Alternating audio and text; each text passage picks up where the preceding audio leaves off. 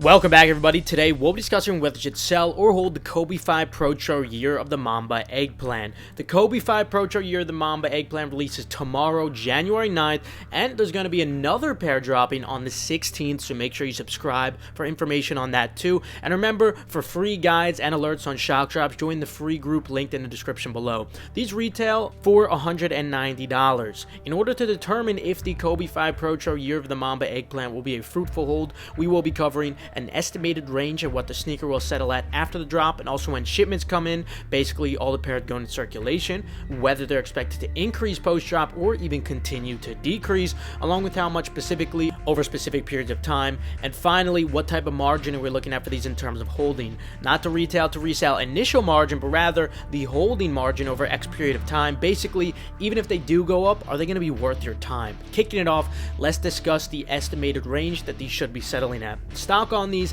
is about average for a general release Kobe at just under 30,000 pairs, so not as limited as some may have expected this colorway to be. The red pair may be different though. Make sure you subscribe so I could update you on that. Demand is high, but nothing really out of the ordinary. Considering pre-sale is pretty low, this sale volume seems just slightly above average for a general release Kobe, which was a bit surprising to me. With that said, I still am expecting large sizes to be profitable, but only for about brick profit to lunch money, depending on if you have tax in your state or not. Nothing too notable, but profitable nonetheless. Currently, sizes 8 to 12 in men's are at an average of $261.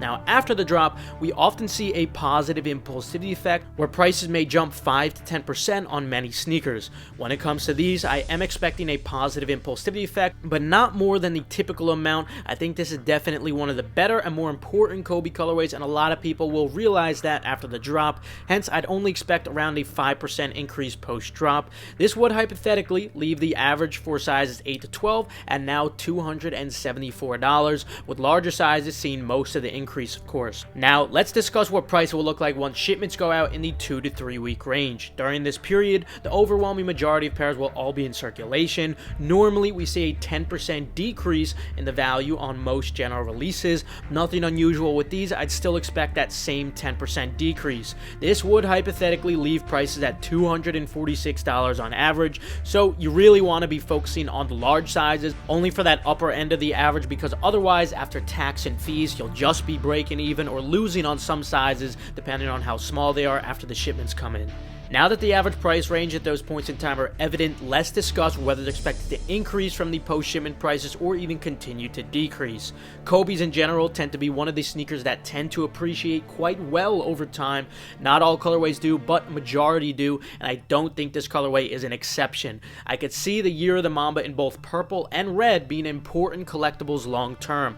With that said, I would expect these, like most Kobe's, to appreciate over time. Finally, regarding the hold margin on these, essentially, are they going to be worth your time even if they do go up? We've seen some pretty substantial increases over time on prior Kobe 5 Protros, some of the best ROIs over the past few years in fact. Now of course, with many of those being 2020 releases, there were macroeconomical factors at play too, but I think the biggest factor is the Kobe in general just tending to hold up well over time, especially the Kobe 5. Not every colorway increases as much, but if there is one colorway to hold, I would think this Year of the Mamba is really one of them, and the same is probably going to go for the red pair, which I'll make a full video on too.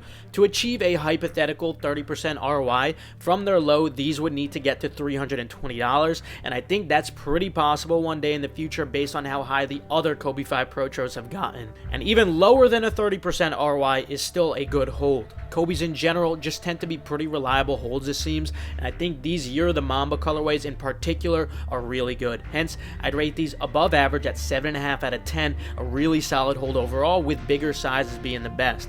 Now, I don't think I need to explain this, but for those of you who this might be your first video of mine watching, obviously it's going to depend on your situation, depending on when you get your pairs, whether you should sell or hold. For example, if you get these very early and the prices are super high, it might make sense for you to sell them as soon as possible, possible. Take advantage of the impulsivity effect. Maybe you get them in store that day of drop. But if, like most people, you have to wait for shipments to come in, then it might be in your best interest to hold these. That's why I'm not telling you to sell or hold them. Rather, I'm just giving a rating out of 10. Hopefully you guys better understand it. And if you're watching this before the drop, good luck. Remember to join the free Discord for raffles, guides, and join Endurance so you're notified for restocks, or if DSG does a surprise shock drop like they do on many Kobe's, since we monitor that website and hundreds of others that drop tons of profitable products, more than just sneakers. Other than that though, have a great rest of your day.